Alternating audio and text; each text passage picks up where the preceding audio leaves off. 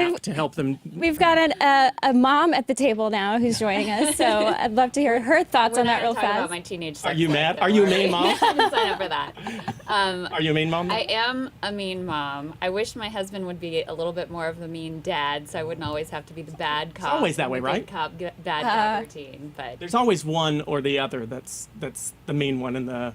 yeah, I think so. And for us, it's a little situational, and it's also a little child dependent. Like, I have 3 now, and my husband is a little softer with my daughter and a little tougher with my son, and I think I'm the reverse. Well, that I makes. don't know why, but my son can pull his pants up, and he's only 4. There you go. Without an iPhone I feel now. like we're Very good. succeeding on that front. Put that on his resume. Let's introduce our mean mom / not mean mom, Krystal Ball. She's the executive director of the People's House Project, and she's the author of Reversing the Apocalypse: Hijacking the Democratic Party to Save the World. Thank you for being here. Thank you for Krystal. We're having me. excited. I've been trying to get on with you guys for a while. This looks great. Yes, I'm a big lot of fan, fun. and you guys have probably seen Krystal all over. She's a frequent guest on Fox and MSNBC. She was a host on MSNBC, so you're a great guest. Let's Well, thank you. let's before because we want to dig into a lot of the news that's happened this week. But explain the title of your book to us. Sure. So the book was written after 2016 election and written very quickly. I initially wrote a sort of blog post about where I thought the Democratic Party had gone wrong. You know, I have lots of critiques of the Republican Party, but I feel like I can have the most impact on my own side. So I looked at, over the course of decades, how we became disconnected from the working and middle class in America and really sort of abandoned our core principles as a party. And also the way that economics have shifted. And Carrie, I know this is something that you look a lot at. Most of the jobs that are created in the country are sort of low-wage, precarious jobs, and they're being threatened now by automation. So I think the party that is able to address that future and come up with policy solutions that make sense to people that are going to restore that middle-class stability is going to be the party that wins the future. So the book is about where we went wrong and a path forward, and part of that Listening path to beautiful forward music right is now. I knew this would hijacking happen. the Democratic Party. We're about to have a love save fest the over world. here, Gary. You can step aside because I totally love it. I've been saying that, as Carrie. Gary can tell you, Do a little waltz for the here. longest time. So we won't get into that, although we're going You have have you to back. read my book. And we're going to have you back after I read it. We're going to just, Carrie can go sit in the other room. We're just going to talk You all might about how much I swing agree. Clay the other way. I'm like, What? No, I agree. I agree no, with her. as in the other way. No. Oh, swing me the other way. That's going to be a lot tougher. A lot tougher. Let's get into some of the news this week, though. Go ahead. Yeah, well, let's bring in our Twitter followers are very active, and we want to pull up the poll that we put up earlier this week about Trump's tweet, where Trump said, he was subject to a witch hunt. So we asked, do you believe that President Trump is the subject of a witch hunt?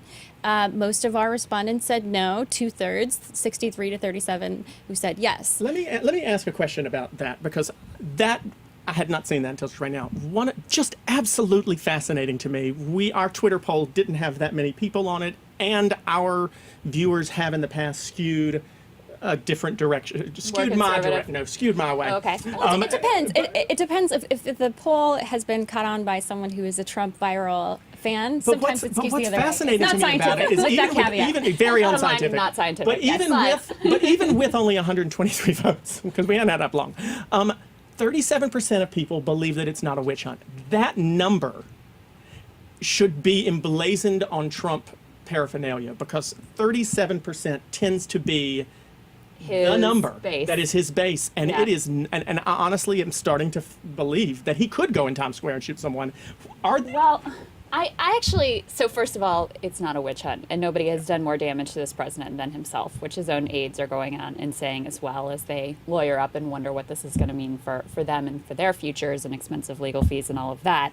But I actually think, I disagree with this idea that his supporters are just unshakable, and no matter what he does, they're going to be there for him. We've seen polling over the past couple of weeks that actually shows the number of people who strongly support him is on the decline.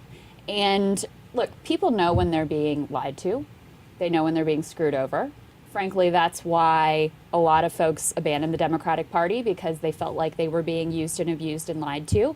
And it's going to take some time. When you vote for someone, when you put your trust in someone, you want to see them succeed. You want to give them a shot. It's going to take some time, but I think we're already starting to see some erosion in that department. Now, look, there are, of course, going to be some people who are like, I love this guy. That's it, period, end of story. I'm not going to think about it. But I don't think that number is 37%. I think that number is probably more like 20%. But, well, and Krystal, you live now in Kentucky, so you're kind of in Trump Central, where you're around the people that you interact with day to day, which is different from when you were here in Manhattan before. Right. So I guess what I know a very constant critique is the issue of the media, and Trump was tweeting about that this morning, where he was saying, the liberal media hates that I can go directly to the people and talk on social media. His aides also hate that he can do that, by the way. Well, and Mitch McConnell said, I make a habit of not commenting on the president's tweets. Yeah. But my senator. and even, I would say it's a broader cultural problem, though, as someone who is conservative, who has worked in media. When I worked in the DC press corps, those people ain't objective. My colleagues at Politico or The Hill are just people who are credentialed covering the events happening, whether at Capitol Hill or the White House. They skewed very, very liberal. And I have a piece on Bulldog Global looking at this issue of Shakespeare in the Park, where, the cultural arbiters in this country, they had a play that's going on depicting President Trump being assassinated brutally, and it's being subsidized by the Time Warner Company. Mm-hmm. And they're trying to say it's a shell game. I got into a little bit of a debate with Brian Stelter, who's a host over there. Yeah. He was saying, no, CNN has nothing to do with it. But it is a second order effect because it is all the same company, and they are paying to subsidize the company who's producing this. Although, to be fair, that same company that produced that play did a similar thing with Obama when he was president, and also assassinated an Obama-looking figure. In New York. Yes, same exact. Well, I think that's wrong as well, and I don't think the public money was being used for that, was it?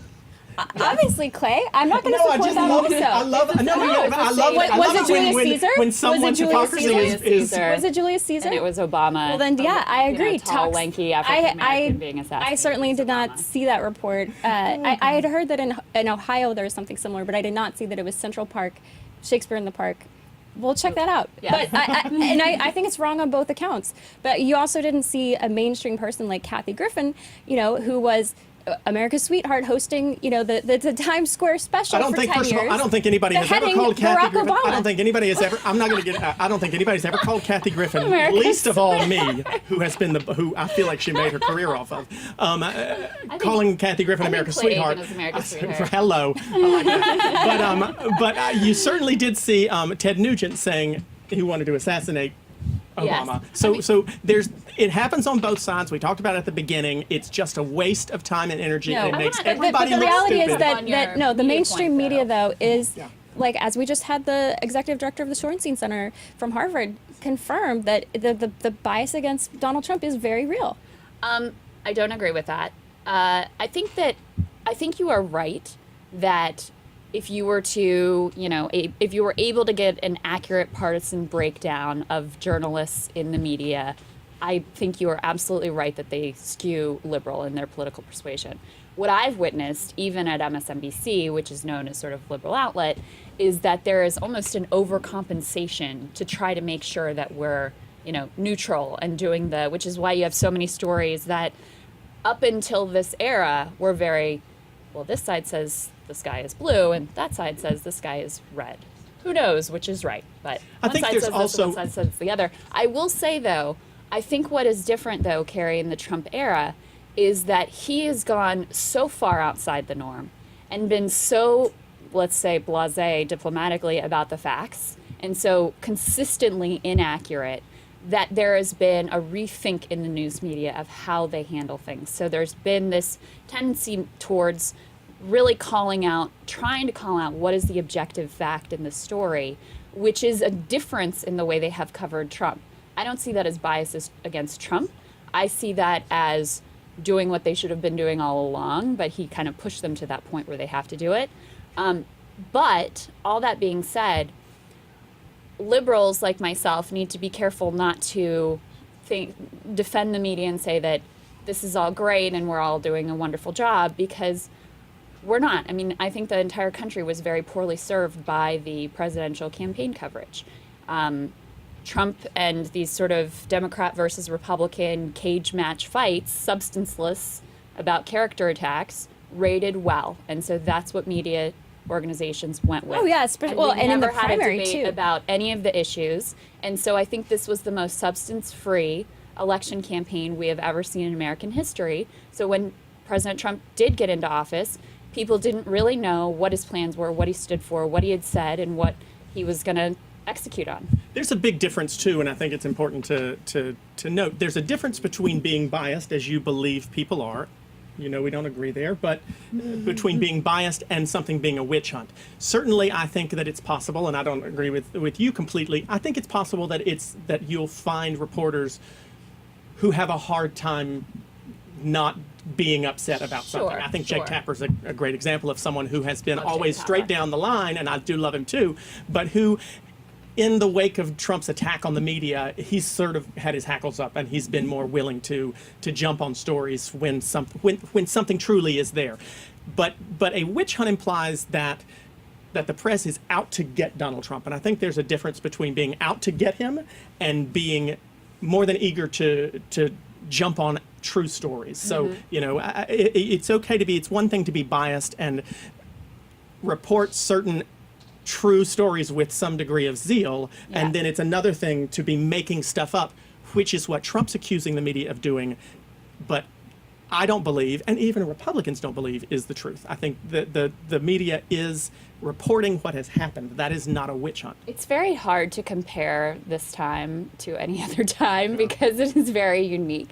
I mean, we've never had this early into a presidency a president who was under investigation for obstruction of justice, whose campaign is under investigation for having potentially colluded with Russians, who is this willing to just flat out lie and make up alternate facts. And so I think it's very hard to say, well, the media covered this administration this way and that administration another way, because we're living in such unprecedented times. We've all sort of had to rewrite the But rules. that's exactly what the Harvard study looked at, was Trump versus prior presidents in terms of how they were covered, and what they found was a vast bias against Trump versus prior administrations. He's objectively Or terrible. or the fact that Trump has done a lot more bad The things. thing is, I didn't want Trump. I wanted a different Republican. know. But You can't the keep hanging your hat on that. is- If you it's don't true. run and hug him every time he does anything, no, you can't keep talking about it. But at the same time, I do believe in the rule of law. I believe in a process called due process. I believe in a process in our judicial system, which is about innocence until proven guilty. And there's this rush to judgment in the media to say that he's automatically guilty because I don't like him. I haven't heard And that once. Absolutely. You hear it all the time. That's why CNN just has I've heard it from pundits, but not from reporters who have not. I've not heard a reporter or an anchor on any network say he's guilty of something. This is what he did. There's always been the word allegedly. There's always been accusations. There's always been investigation in front of it. There's no one who's said that. We're going to have to wrap in a second, but I want you to quickly tell us about the People's House Project. People's House Project is my effort in conjunction with Congressman Tim Ryan, Dan Kildee, and John Yarmouth, and some others from the Heartland to try to rebuild the Democratic Party brand in the Midwest and in the Appalachian states. So we're going to be backing candidates for the House of Representatives in every Republican-held district, even the really tough ones, so that we can start to rebuild. Should have had you back in 2014 there, Krystal. When I was in a Republican district, no one wanted to. Yeah. I wish someone had been there for me back in 2010. So Right, there you go. I'm with you. Learn from these Well, things. You give me a call and I'll help out somehow. Thank on you. that, I because think appreciate it's it. important that we not ignore We can't districts give up just on that because they've region. been. And the Republicans shouldn't do it either. But we should not ignore any district just because it tends to vote one way all the time. Republicans should be making sure that their voices get heard in those dark blue districts, and Democrats certainly need to be making sure that theirs are heard in the red ones too. Thank Well, you. and speaking of very safe district, what do you think is going to happen with North Carolina? North Carolina? Or I'm sorry, Georgia. Pardon me. I had a know heart what's attack there. Georgia was awesome. I think we're going to pull it out. I don't think our candidate is the perfect candidate. I would like to see someone who is a little more bold. But He's young. But you know, he's very the healthcare issue, I think, is going to play very heavily in that race. And the Republican has been in favor of this Republican healthcare bill, which is very, very unpopular. So it's sort of good turf for. And we got to go. But so you think it's more about the policy than it is about the president? I do. Interesting. Yeah, and I mean it's all wrapped up together because these are the president's policies. But yeah, But it I hadn't think passed. healthcare, and I think Handel made a bad mistake when she said she didn't support a livable wage, which is something that's very popular. So she's kind of given him some room to work with. We could have Krystal Ball here for another hour, but we got to go. Krystal Ball, thank you very much Thank for you. joining us. Come back again. Love Check being out with her you book. guys. I'm going to definitely check it out today. We'll see you again. Thanks a lot. Sounds good. Thanks, Krystal. We have